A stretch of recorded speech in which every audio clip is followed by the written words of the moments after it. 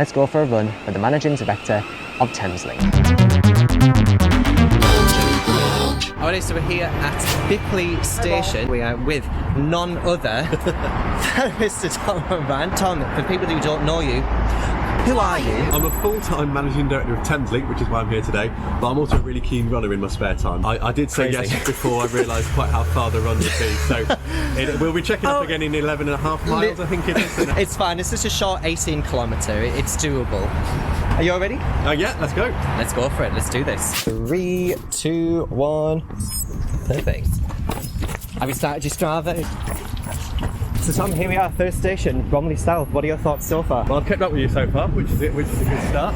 Fair enough. And I can confirm to everyone that it's quicker by train and more direct by train. The moral of the story is, take transport. Take rail transport. Rail transport, exactly. 4.4 kilometres in, we just got a Thameslink train leaving here at Shortlands. On time. On time, we love to see it. These are two stations, because they're run by South Eastern, that I've actually not had the pleasure of coming to before, so it's great to see a new part of the network, and so far so good. So at this station in particular, I believe that this is the least used station on the Thameslink network, I think? It's not our busiest station, yeah, but it is one of our most picturesquely suited, or so situated, because we're right next to a lovely park here. Something else we put in for the benefit of passengers, I've got to mention this, so we've been putting Amazon lockers in quite a few of our stations, so you can pick up or drop off on your way to work or whatever else. So if you've not been in our stations for a while and you come back to your local one, there could well be one there, so something else to watch out for. Thank you, Jeff Bezos. Are you wondering what that's for? I am. That was dug out from the man-made pool back there. Oh, okay. And now, that's a little, on the side of the hill, it's a little nature reserve for the insects and other bugs and stuff. Just popping in and say hello. Did you see anyone in there? Not right now, other than our ticket office, which is open. Do you have an interesting tidbit about this station? I'm going to defer that one to you. Yeah, me neither. So let's keep it going.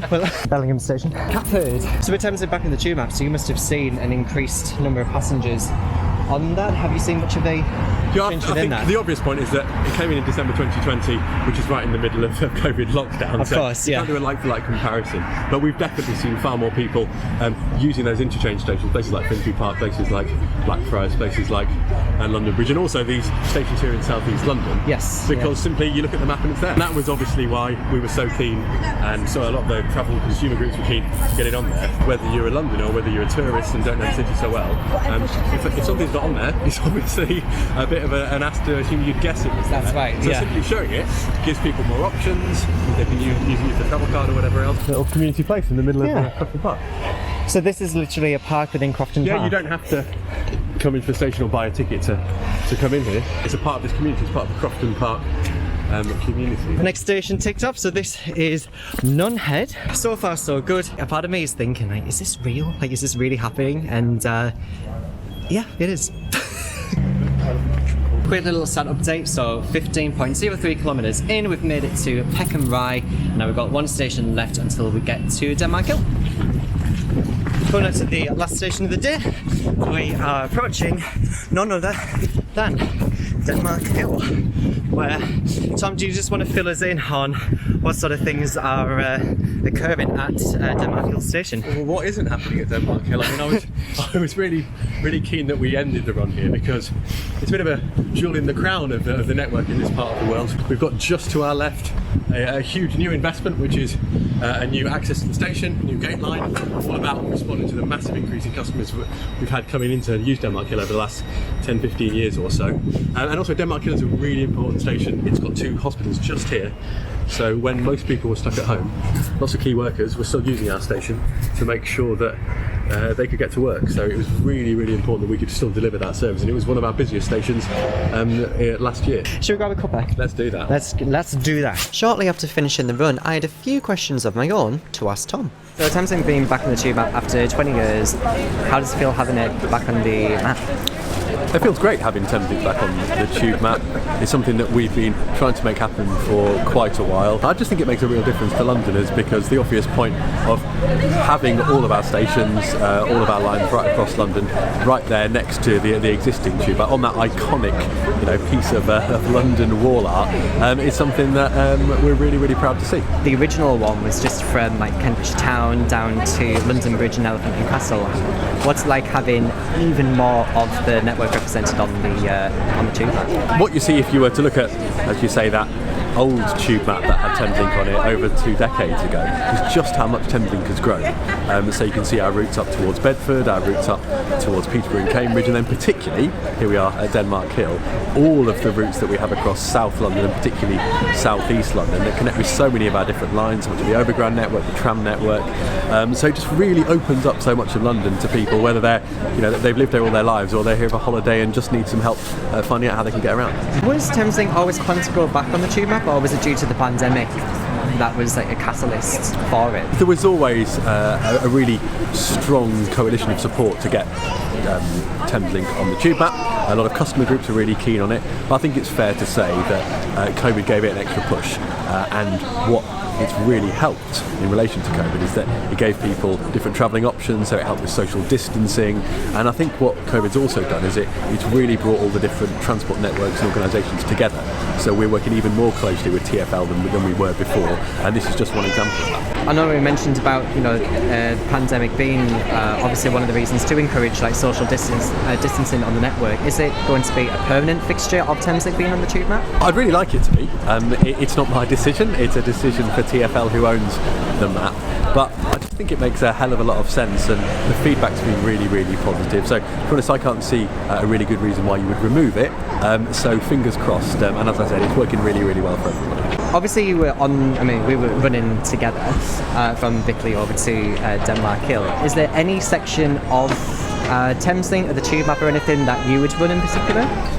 I think I'd have to say the area not too far from where I live, which is Finsbury Park. If you follow that Thameslink route, which is also the Great Northern route, from Finsbury Park north up towards New Southgate and out towards the M25, you've got some really interesting parts of town, some fantastic green spaces as well. So I know you don't need any more tips on running around the tube map, but that would be my top tip. Last but not least, was there anything that you wanted to share in particular? Like obviously you've got the Denmark Hill works that are happening here. Did you want to touch more upon that? One thing I'm really, really pleased about, and I want to let as many people know as possible, is the investment we've made in all of our stations, and particularly in the last year, while a lot of people have not been travelling through our network as they normally would, and that's our station improvement programme. And Denmark Hill, we're here today, is just a fantastic example of that. So we have asked local communities what they most wanted. We've invested £15 million right across the network, and here at Denmark Hill we don't just have artwork from the local community, we don't just have a whole range of new amenities, we've also got, thanks to work with Network Rail, an enormous new gate line, a new access and entrance to the station on the other side. So Denmark Hill is a real jewel in the crown, something we're really proud of. You see the community cafe and the pub behind us. It's a real part of this part of London, and it serves 2 hospitals. So as an example of us saying we're with you, we're with our colleagues, our customers and the community. I just can't think of a better example to finish our run. So thank you for finishing here. Oh, it's an absolute pleasure. And with regard to the works at Denmark Hill, do you have an anticipated sort of timeline when we can expect the new entrance to open? I do, and it's not long. So the 2nd of September will be the official opening, so people will be using this next month. It's great to see it having been sorted so quickly by Network Rail. That's amazing. Tom, thank you so much. Thank you. Much appreciated. And today is the 2nd of September, where the brand new station entrance at Denmark Hill has fully opened. So what is remarkable about this station entrance in particular? Well, it's because it has full step-free access. But what I also love about this station entrance is that it showcases local art from the local community. As soon as you walk in, you have a poem that is on the windows that was showcased by a local Jamaican artist. I also like with the station entrance is that, I don't know how to describe it, but it has like a new smell.